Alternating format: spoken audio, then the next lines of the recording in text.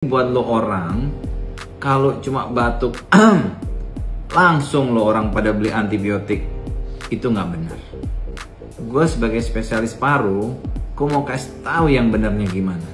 Jadi penyebab batuk, gue kasih tahu 70% itu bukan karena penyakit.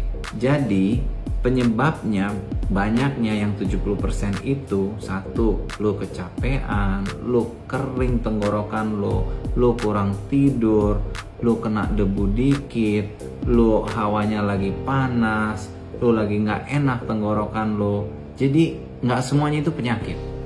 Solusinya gue mau kasih dua buat lo orang. Yang pertama, lo boleh minum obat batuk, tapi lo pastiin 3 hari nggak sembuh, lo ke dokter. Yang kedua, lo jangan deh sembarangan minum antibiotik, karena efeknya kalau antibiotik udah resisten, lo nggak ada gunanya apa-apa.